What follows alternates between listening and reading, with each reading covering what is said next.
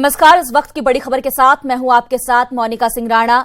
अयोध्या मामले में बड़ा मोड़ आ चुका है। थोड़ी देर में सुप्रीम कोर्ट मध्यस्थों के नाम तय करेगा। हिंदू महासभा ने सुप्रीम कोर्ट में 3 नाम दिए हैं। पूर्व जस्टिस दीपक मिश्रा, जस्टिस पटनायक, जस्टिस खेहर के नाम दिए गए हैं। निर्मोही अखाड़ा कहा जा रहा है कि जस्टिस कुरियन का नाम दे सकता है और इस तरह से अब इस पूरे मामले में नया मोड़ आ चुका है। हिंदू महासभा ने 3 नाम दे दिए हैं, जबकि निर्मोही अखाड़ा जस्टिस कुरियन का नाम दे सकता है, क्योंकि सुप्रीम कोर्ट ने यह साफ कर दिया है कि इस पूरे मामले को लेकर जो रिटायर्ड जज हैं वो मध्यस्थता के जरिए बीच का रास्ता निकालने में मददगार साबित हो सकते हैं। और इससे पहले सुबह से ही जब ये सुनवाई हो रही है उस दौरान से ही पूरे देश की नजरें टिकी हुई है। आज ऐतिहासिक दिन हो सकता है। मध्यस्थता को लेकर कोर्ट ने फैसला सुरक्षित रखा और कोर्ट ने यह साफ कर दिया कि मध्यस्थता से ही इस मसले को सुलझाया जाए। सुप्रीम कोर्ट ने बड़ी टिप्पणी करते हुए कहा कि यह सिर्फ जमीन का मसला नहीं है बल्कि भावनाओं से जुड़ा हुआ मामला है और ऐसे में मध्यस्थता के जरिए ही बात बन जाए, इसकी पूरी कोशिश की जाएगी। हालांकि शुरुआती दौर में हिंदू महासभा ने इसका विरोध किया था। 2019 के चुनावी महाभारत की एक अहम धुरी है अयोध्या का राम मंदिर विवाद। देश की राजनीति दशकों से मंदिर मुद्दे के चारों तरफ घूमती रही है, लेकिन आज इस विवाद में बड़ा मोड़ आ गया है। मध्यस्थता के जरिए दशकों पुराने इस विवाद का हल निकालने की कोशिश की जा रही है। हम आपको दिखाते हैं आज कोर्ट में सुबह से अब तक क्या हुआ और क्या दलीलें दी गईं।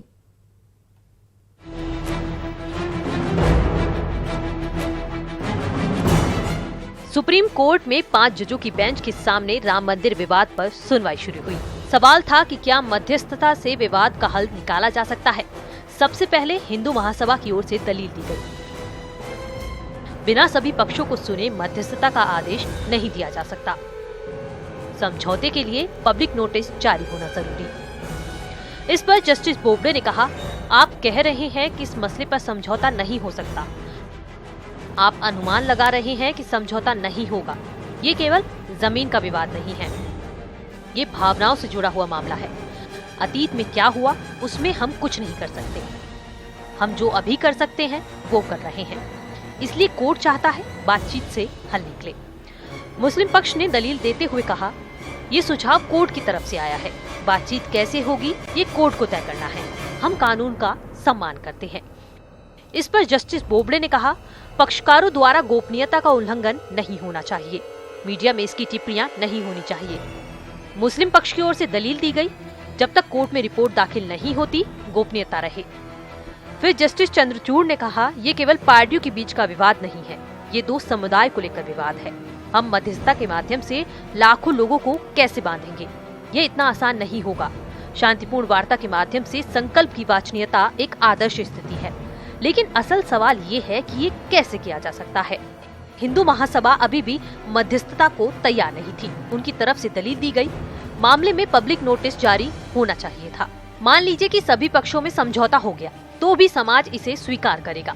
इस पर जस्टिस बोबडे ने कहा, अगर समझौता कोर्ट को दिया जाता है और कोर्ट उस पर सहमति देता है और डिक्री पास करता है तब वो मानना ही होगा। Bureau report, news 18। और इस वक्त हमारे साथ हमारे सहयोगी सुशील पांडे लाइव जुड़ गए हैं, उनसे बात करते हैं। सुशील, मध्यस्थता को लेकर जो नाम तय किए गए हैं, क्या ये नाम कोर्ट को पूरी तरीके से दे दिए गए हैं? क्योंकि कहा जा रहा था कि जो हिंदू महासभा है उसने 3 नाम अपनी तरफ से दे दिए। हालांकि शुरुआती दौर में हिंदू महासभा ने काफी विरोध किया था मध्यस्थता का। जी मोनिका, मैं पहले एक बात क्लियर कर दूं कि हिंदू महासभा अभी भी अपने दलीलों पर रुका हुआ है। हिंदू महासभा ने विरोध किया था। हिंदू महासभा की तरफ से कोई नाम नहीं दिया गया है। अखिल भारतीय हिंदू महासभा, जिसकी अध्यक्षता स्वामी चक्रपाणी कर रहे हैं, जिनकी अपील यहाँ पर है, उन्होंने ये नाम दिया है। हिंदू महासभा अभी भी अपने स्टैंड पर है। हिंदू महासभा ने अभी फिलहाल न्यूज़ 18 से बात करते हुए ये कहा है कि उन्होंने अभी तक कोई नाम नहीं दिया है और ना वो कोई नाम देने वाले हैं। वो लगातार इस चीज का विरोध कर रहे हैं।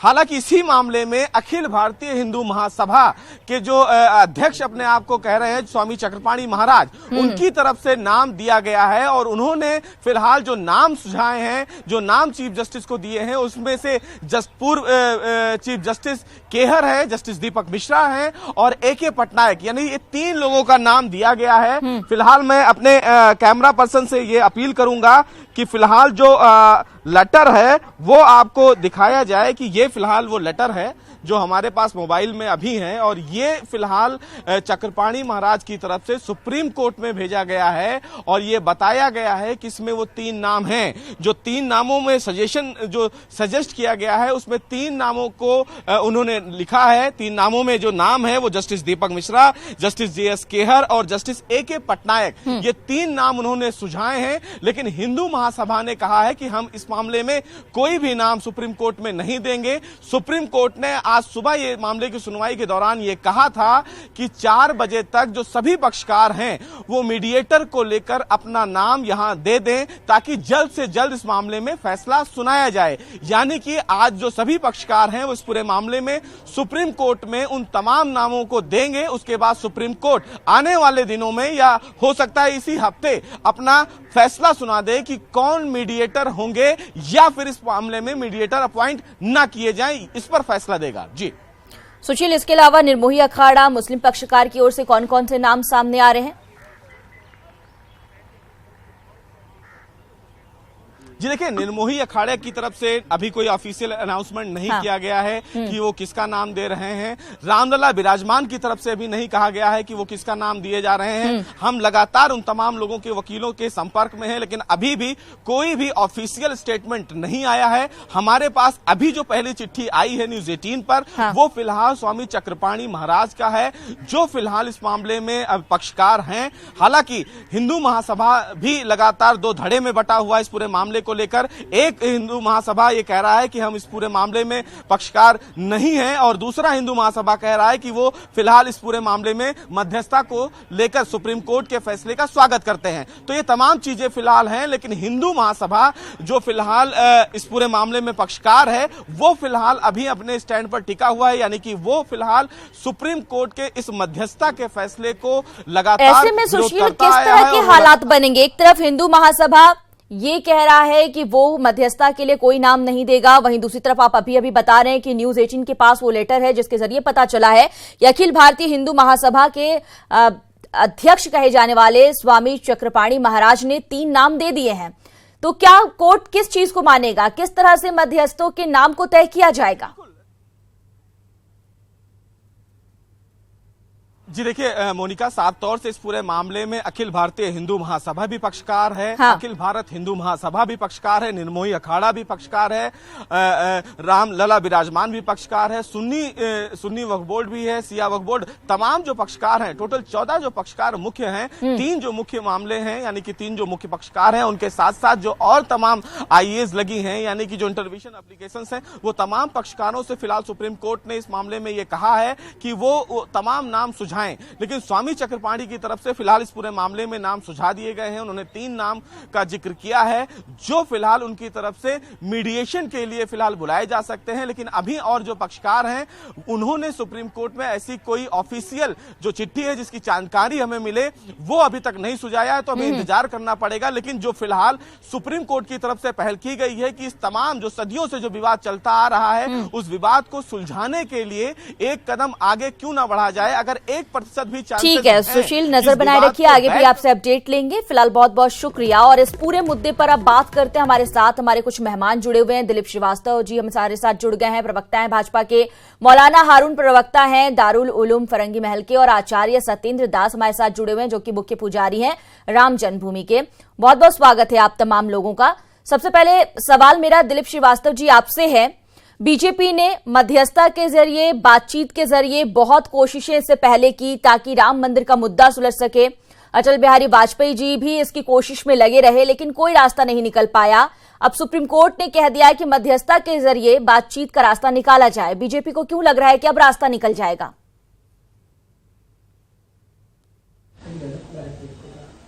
देखिए, संवाद हर समस्या का हल होता है और एक बार पुनः नए सिरे से संवाद सर्वोच्च न्यायालय के द्वारा जो निर्णय पारित हो, जिन्होंने सर्वोच्च न्यायालय ने एक रास्ता दिया है मध्यस्थता का, उस मार्ग से कोई एक नया रास्ता निकलते हुए राम मंदिर के निर्माण का मार्ग प्रशस्त हो, अच्छा लगेगा। सारे हिंदुस्तानियों में हर्ष की लहर दौड़ेगी। बिन राम हिंदुस्तान की कल्पना नहीं की जा सकती। राम शाश्वत है, राम सत्य है, और इसी दृष्टि से सब लोगों को इस बात को मानते हुए बीच का मार्ग निकालते हुए राम मंदिर का निर्माण का मार्ग प्रशस्त करना चाहिए। मौलाना हारून जी, आपको क्यों लगता है कि मध्यस्थता जरूरी होगी?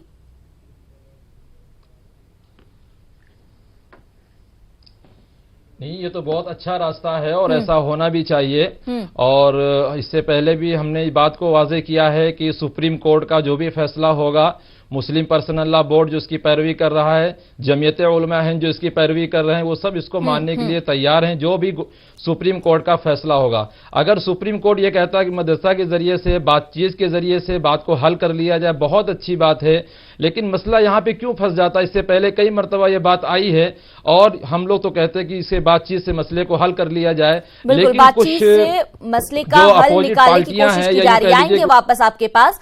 आचार्य सत्येंद्र दास जी, जो आज सुप्रीम कोर्ट में कहा गया और इस वक्त भी पूरे मामले को लेकर लग रहा है सबकी नजर टिकी हुई है, कुछ ऐतिहासिक हो सकता है, आज का दिन बहुत ऐतिहासिक माना जा रहा है।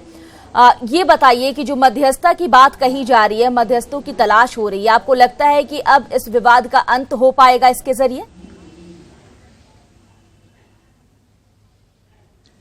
देखिए, कोर्ट के तरफ से जो मध्यस्थता की बात कही जा रही है तो बहुत अच्छी बात है, स्वागत योग्य है। लेकिन जो पक्षकार हैं, जिन लोगों को चाहिए कि अपने तरफ से उनका नाम दिया जाए कि कौन कौन से इस पैनल में रहेंगे, उन लोगों ने जब नाम नहीं दिया तो ऐसी स्थिति में यह संभव नहीं है, क्योंकि जो लोग नहीं चाहते हैं कि ये समस्या समाधान हो, ऐसे लोगों के यही है कि वो अपना नाम ही नहीं देंगे। परिणाम जैसे निर्मोही अखाड़ा नहीं दिया, विराजमान रामलला नहीं दिए, उसके बाद में और जो है सुन्नी सेंट्रल बोर्ड जो भी है नहीं दिए। ऐसी स्थिति में केवल हिंदू महासभा दिया। तो जब तक सभी लोग सही रूप में यदि चाहते हैं कि समझौता से हो, तो ये पक्षकारों को चाहिए कि अपने नाम उनको दे दें, जो उसके उन लोग अपना जो निर्णय करें वो सभी के लिए मान्य हो। यह सुप्रीम कोर्ट का सुझाव बहुत ही सरल, बहुत अच्छा है और मैं निवेदन करूंगा सभी पक्षकारों से कि हाँ, इसको आप पैनल बनाने के लिए सभी का नाम दे करके और इसको तत्काल समझौता के रूप में समाधान कर लें। बिल्कुल। दिलीप श्रीवास्तव जी, अगर मध्यस्थों के जरिए पुराने इस विवाद का कोई अंत निकल पाता है, कुछ बातचीत के जरिए कोई रास्ता निकल पाता है, फिर यह भी देखना जरूरी होगा कि क्या देश इसे स्वीकार करता है, देश की जनता इस बात को मानती है। मोनिका जी, देश की जनता भव्य राम मंदिर का निर्माण चाहती है। जहां भगवान राम का जन्म हुआ वहां भव्य राम मंदिर का निर्माण हो। क्योंकि बिन राम हिंदुस्तान की कल्पना नहीं की जा सकती। राम शाश्वत है, सत्य है और सारे साक्ष्य राम मंदिर के निर्माण के, प्राचीन राम मंदिर के निर्माण की बात को साक्ष्य पुष्टि करते हैं। जहां तक हर धर्म मजहब संप्रदाय की बात होती है, जिस प्रकार से मुस्लिम पक्ष के लिए पवित्र कुरान है, मक्का मदीना है, पवित्र स्थल है उनका, उसी प्रकार से अयोध्या जो भगवान राम की जन्म स्थली है, जहां भगवान राम का जन्म हुआ, वो पवित्र स्थान हिंदुओं के लिए है। और हिंदुस्तान की हर चीज, चाहे अगर भारत के संविधान की मूल प्रति देख लीजिए तो भगवान राम की फोटो लगी हुई है। रघुपति राघव राजा राम बापू गाया करते थे, राम राज्य की कल्पना बापू किया करते थे। तमाम चीजें, जय श्री राम एक प्रातः का जो अभिवादन होता है, नमस्कार, वो सभी लोग हिंदू सभ्यता, हिंदू संस्कृति में जय श्री राम लोग कहते हैं। ये सारी चीज हर हिंदुस्तानी के रोम रोम में बसी हुई है।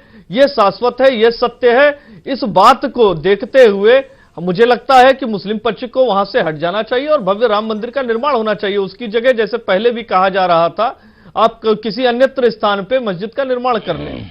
मौलाना हारून जी, क्या वाकई में ऐसा किया जाएगा? मौलाना हारून जी, क्या वाकई में ऐसा किया जाएगा? मंदिर का निर्माण होने दिया जाएगा और मुस्लिम पक्षकार यहां से हट जाएंगे? क्योंकि खुद सुप्रीम कोर्ट ये कह रहा है कि ये लोगों की भावनाओं से जुड़ा विषय है। देखिए, 1949 में वहां पे नमाज होती थी और सब लोग नमाज पढ़ते थे।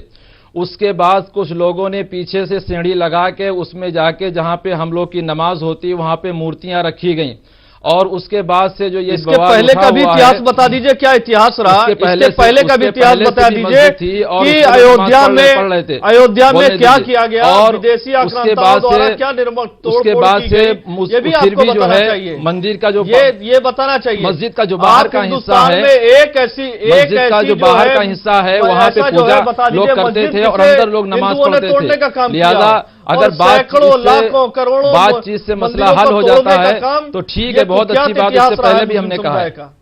आचार्य सत्येंद्र दास जी, क्या लगता है आपको कि मध्यस्थता के जरिए जो विवाद को खत्म करने की कोशिश की जा रही है उसमें सफलता मिल पाएगी? क्योंकि अभी तक मध्यस्थों के नाम तक नहीं दिए जा रहे हैं, ऐसा लग रहा है कि ये विवाद जो है जल्दी खत्म हो जाए, इसकी कोशिश में कोई नहीं लगा।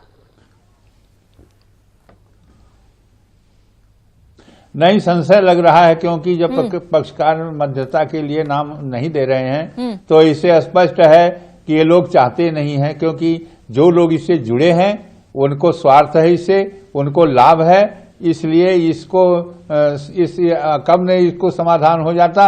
जब कोर्ट कह रही है तो आप मध्यस्थता के लिए नाम दे दीजिए, यदि नाम दे देते हैं तो संभव है कि हाँ मध्यस्थता के माध्यम से हो जाएगा, और नाम नहीं देते हैं तो इसका कोई प्रश्न नहीं है, और इसी प्रकार के इसको भी लटकाएंगे।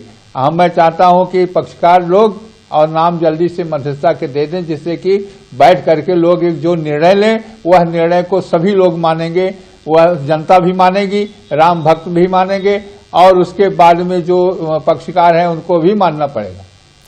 दिलीप श्रीवास्तव जी, आप कुछ कह रहे थे, कहिए अपनी बात। देखिए, आजादी के पहले की क्या स्थिति थी और सारा इतिहास साक्षी है कि भगवान राम का जन्म अयोध्या में हुआ था। जिस प्रकार से अभी आपने कहा वहां मूर्तियां रख दी गई, वहां सदैव पूजा होती रही और तमाम बार आक्रमण होते रहे, साधु संतों ने वहां रक्षा की उस राम मंदिर की, लगातार ये साक्ष्य है। और गुंबद क्या कहते हैं, के मोहम्मद की पुस्तक में क्या लिखा है, ये सारे साक्ष्यों के बाद भी अगर लोग जिद करें, कट्टरपंथी अराजक तत्व इस बात की मांग करें, लेकिन तमाम ऐसे मुस्लिम समुदाय के लोग हैं जो वहां कहते हैं कि राम मंदिर का निर्माण हो जाना चाहिए। जिस तरह से आपके लिए मक्का मदीना पवित्र है, उसी तरह से अयोध्या हिंदुओं की भावना से जुड़ा हुआ पवित्र स्थल है, और बिना राम के कोई हिंदुस्तान की कल्पना नहीं की जा सकती। मैं अपनी बात को दोहरा रहा हूं, अगर राम रघुपति राघव राजा राम कहते थे तो क्यों कहते थे? अगर बापू को आप मानते हैं, भारत के संविधान को आप मानते हैं, तो भारत के संविधान की मूल प्रति पे भगवान राम की तस्वीर क्यों है? के मोहम्मद का साहित्य हो या पुरातत्व विभाग के साक्ष्य हो, इसके अतिरिक्त अनेक विद्वानों ने यह बात की पुष्टि की है कि वहां पे राम मंदिर था, रामचंद्र जी का जन्म स्थान था। इसके बावजूद भी न्यायपालिका में इतने लंबे समय से मुकदमा चल रहा है, मध्यस्थता के माध्यम से अगर संवाद के जरिए राम मंदिर का निर्माण का मार्ग प्रशस्त होता है तो यह हिंदुस्तान की जन भावना से जुड़ा हुआ मसला है, सभी हिंदुस्तानियों में अपार हर्ष होगा।